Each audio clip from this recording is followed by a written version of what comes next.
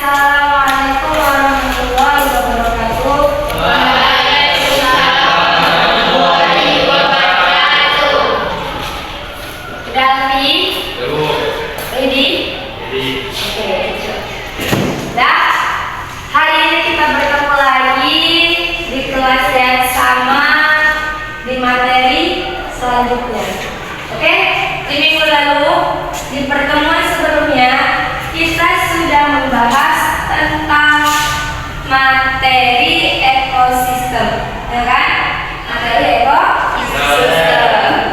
Di mana ekosistem itu bahasa sehari-hari kita biar kita mudah mengingatnya. Itu dia adalah lingkungan di mana kita tinggal. Itulah ekosistem. Dan yang namanya ekosistem itu tidak hanya sebatas makhluk yang hidup aja di dalamnya, tapi ada yang tidak hidup. Artinya apa? Di dalam ekosistem itu ada dua komponen. Komponen apa? Biotik. Iya, biotik dan abiotik. Kita buat ya. Nah, di ekosistem terdapat dua komponen. Ada komponen biotik dan ada komponen Abiotik.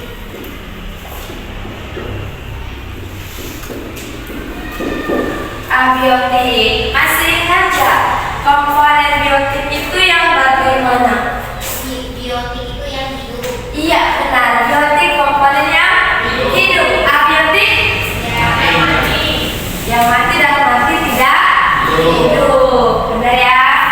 Komponen biotik komponen yang hidup, abiotik yang tidak hidup. Nah, ada yang tahu nggak yang dimaksud dengan komponen yang hidup itu yang bagaimana? Contohnya misalnya apa saja?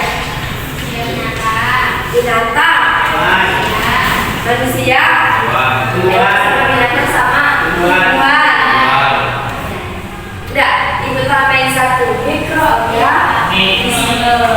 Jadi ada manusia, ada tumbuhan, hewan, manusia, dan mikroorganisme. Ada empat ya.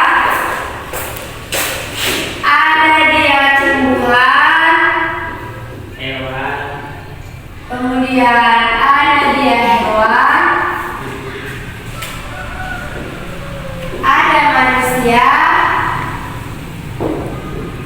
dan ada mikroorganisme. Oke, secara umum komponen biotik ini kan jenis-jenisnya tumbuhan, hewan, manusia, dan mikroorganisme.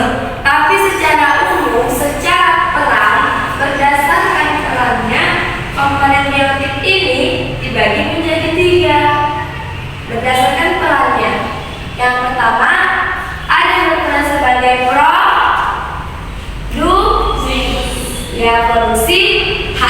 Apa produksi itu? Dia hal yang dihasilkan. Kalau dia pelakunya disebut dengan produsen. Berarti ada produsen, ada konsumen, ada dekomposer atau pengurai. Ya. Jadi berdasarkan perannya dia ada tiga. Kita kelompokkan. Yang berperan sebagai produsen adalah produsen. Sebagai konsumen adalah hewan yang konsumen. Mikroorganisme adalah dekomposer. Nah, itu aja berdasarkan perannya. Jadi udah tahu produsen itu tumbuhan, segala jenis tumbuhan yang mempunyai status tumbuhan, ya, yang mempunyai status tumbuhan, mau itu bunga, rumput, padi, pohon, daunnya sekalipun itu tetap namanya berperan sebagai produsen.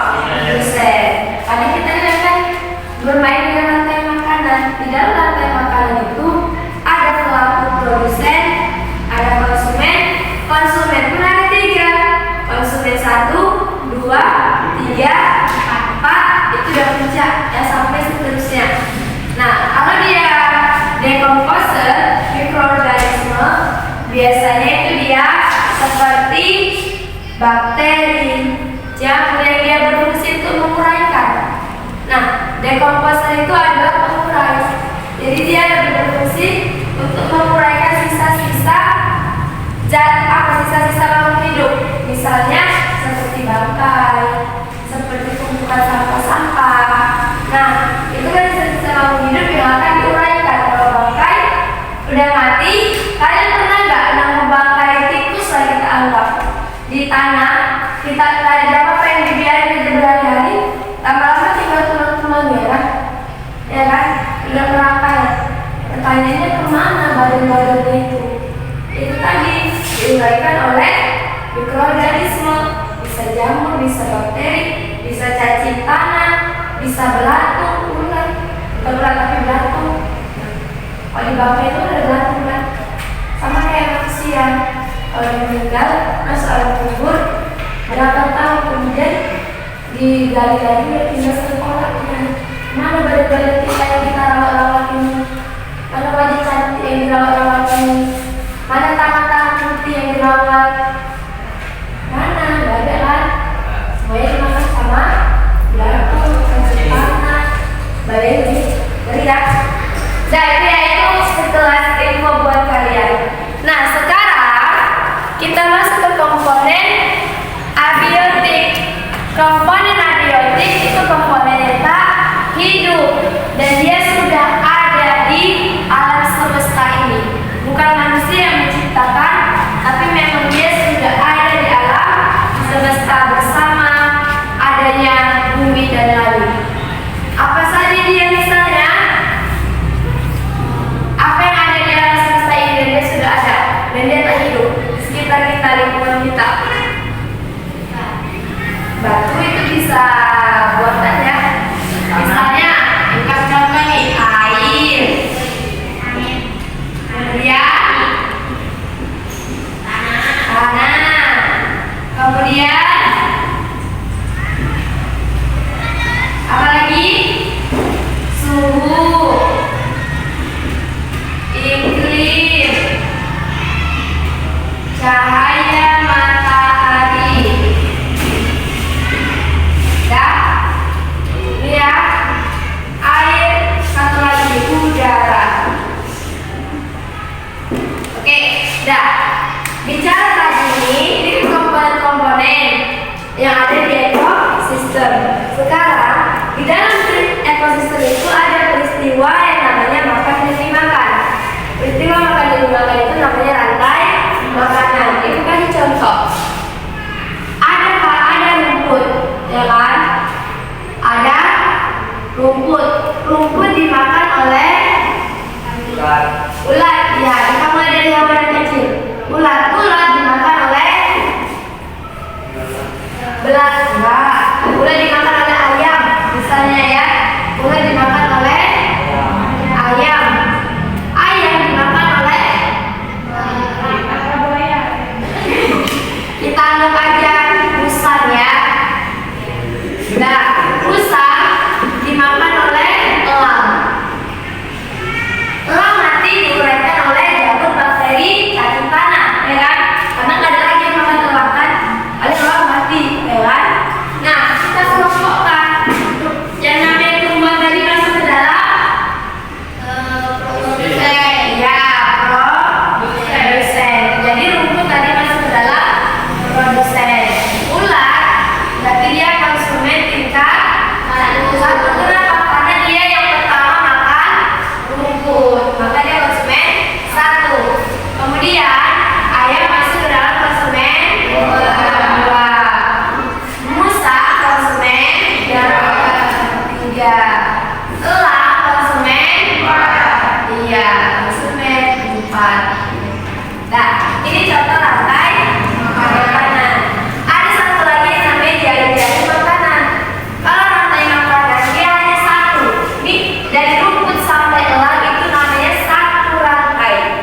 Dan dari rumput sampai elang namanya satu rantai. Kalau jaring-jaring makanan dia lebih dari satu rantai.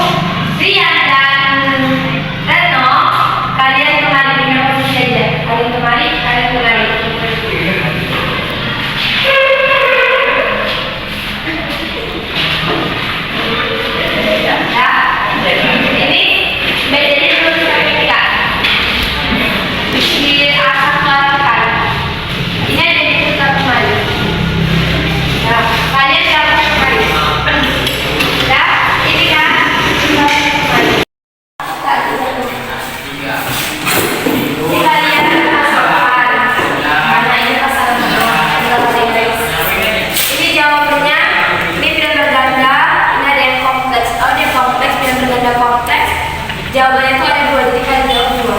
Dua kalian ini. Ya, kalau yang ini kalian tinggal ini ya. Kadang-kadang yang berjauh itu seperti saya, ini ada gambarnya. Estimasi dari gambar ini produsen berarti. Nah, berarti kalian kasih ya.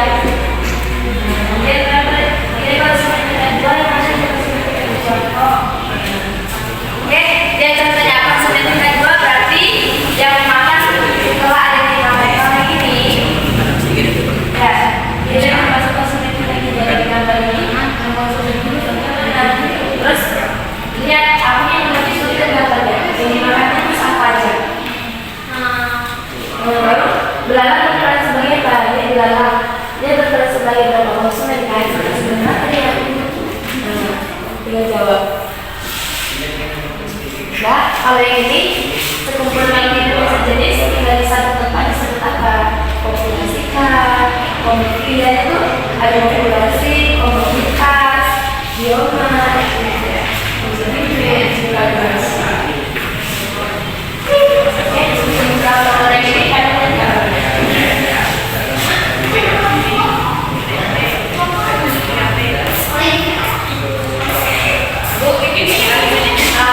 ini kan sebenarnya ini tapi ya mungkin kalau kalian yang misalnya seharusnya di mana emang jadi di mana di tempat kelompok individu gue bilang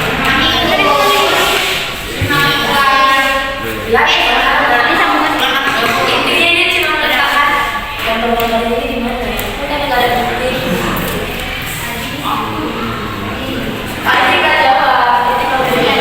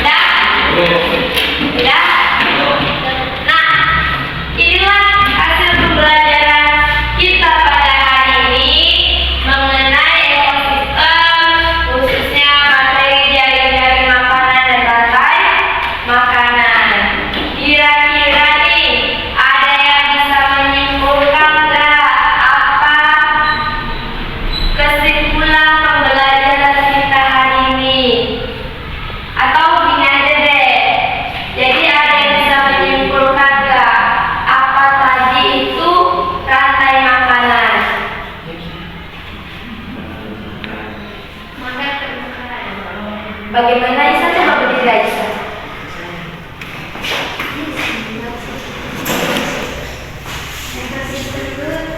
Ya, coba kamu simpulkan pembelajaran hari ini. Kesimpulannya tentang ekosistem seperti makan dan makan.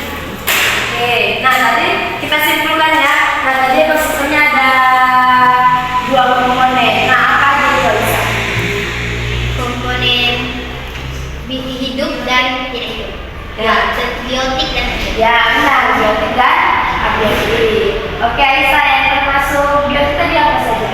yang termasuk biotik Ya. Itu seperti tumbuhan, hewan, manusia, sama mikroorganisme.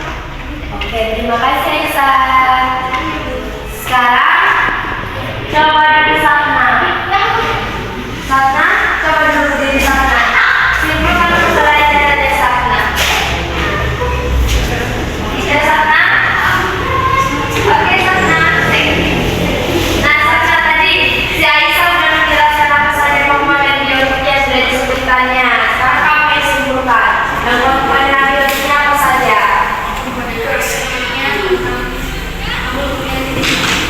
Ya, jangan lanjut ya. Apa saja dia Sapna? Seperti air, tanah, suhu, iklim, cahaya matahari, dan udara. Ya, cahaya matahari, tanah, air, suhu, iklim ya. Itu oke Sapna, terima kasih. Sekarang Pija coba dulu. Simpulkan sama kamu dulu. Pija, coba. Pija, tadi bicara rantai makanan. Rantai makanan itu tadi apa Pija? Peristiwa apa dia?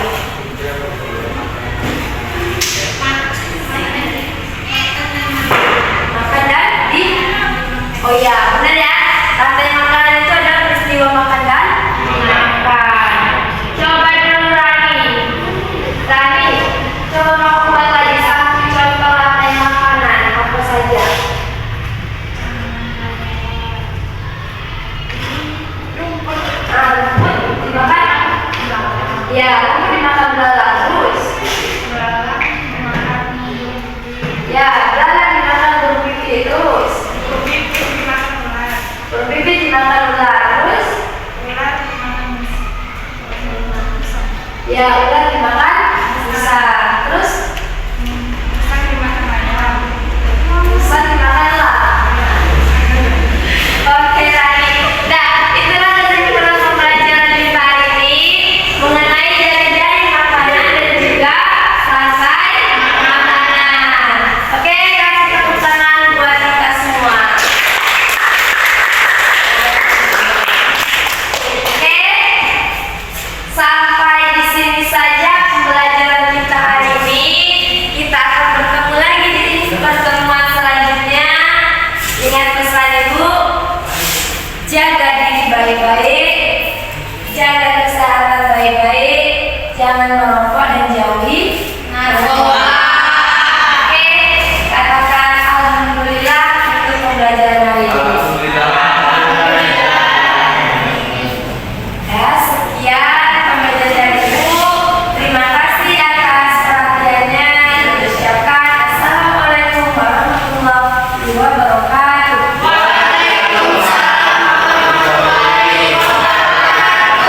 See you. Assalamualaikum warahmatullahi wabarakatuh. Bertemu kembali bersama saya Siti Rahmadani, CGP Angkatan 9, dalam rangka melanjutkan percakapan pasca observasi. Hari ini saya ditemani oleh Ibu Rizky Rahmadani sebagai guru yang diobservasi dan Ibu PT kita, Ibu Marlina Sari, Guru Stompil di SDD. Kita langsung mulai aja ya Bu. Nah, terkait Ibu sudah melakukan observasi kelas nih di kelas Bu. Nah, pertanyaan saya ingin melanjutkan beberapa pertanyaan kepada Ibu. Bagaimana nih perasaan Ibu terkait berjalannya observasi yang sedang berlangsung?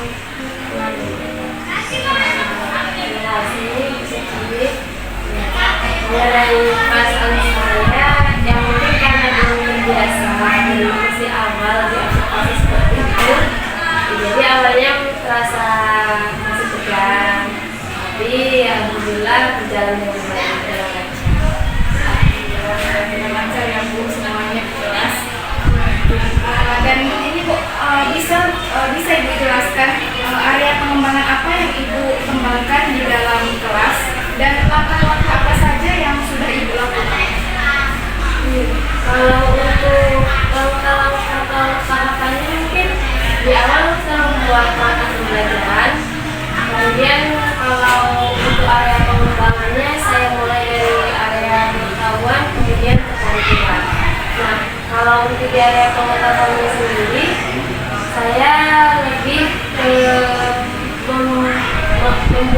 siswa agar lebih memahami bagaimana konsep dari rantai makanan ataupun jaring-jaring makanan. Sedangkan untuk di area keterampilannya, saya mengharapkan siswa itu bisa membuat rantai makanan dan juga jaring-jaring makanan. Sekali ya Bu, jadi langkah-langkah tadi sudah Ibu terapkan di dalam kelas, dan kemudian area pengembangan tadi ada di pengembangan pengetahuan dan keterampilan tadi ya. Dan kemudian menurut Ibu nih, sejauh mana area pengembangan yang sudah Ibu lakukan? Kemudian apakah sudah berhasil Ibu terapkan di dalam kelas? Sejauh ini area pengembangannya itu tujuan pembelajarannya sudah tercapai, walaupun mungkin masih ada beberapa kekurangan dalam proses pembelajaran. Nanti kan dievaluasi kembali, kita lihat kembali mana yang harus diperbaiki. Yang menilainya untuk tujuan pembelajarannya sudah tercapai. Jadi sejauh ini sudah tercapai tujuan pembelajarannya Bu. Kemudian untuk berikutnya itu bisa dievaluasi dan dilakukan tindak lanjut untuk area pengembangan tadi ya Bu. Kemudian Bu, apakah kendala-kendala yang Ibu hadapi pada saat melakukan proses pembelajaran dalam kelas? Adalah kendalanya. Kalau kendala yang namanya dalam proses pembelajaran pasti setiap guru mengalaminya. Mungkin juga guru lain juga dari tempat itu mengalami kendala ini, hambatan itu ada. Mungkin sama sih dengan guru lain, hambatannya itu lebih ke ada beberapa siswa yang masih kurang terlibat dalam pembelajaran, mereka kurang aktif di pembelajaran tersebut sehingga jadi terlihat lebih pasif pembelajaran. Jadi saya kurang tersebut. Jadi pada proses pembelajaran di kelas, kendalanya itu siswa yang kurang aktif ya, ada yang kurang aktif ya. Meskipun mereka sudah dilakukan kelompok diskusi, tapi ada juga yang kurang aktif untuk mengikuti pelaksanaannya, mereka kurang paham. Kemudian Bu, mengapa itu siswa itu kurang aktif? Penyebabnya itu apa? Kenapa mereka bisa aktif? Kalau saya melihat mungkin di awal pembagian kelompok yang seharusnya pembagian kelompok itu disesuaikan dengan nilai belajar mereka, ada auditori, ada visual, ada prestasi. Nah mungkin di situ pembagian kelompoknya mungkin yang kurang tepat, dan mungkin kurangnya adanya pertanyaan-pertanyaan pemicu nanti yang membuat mereka untuk lebih aktif dalam mengembangkan informasi yang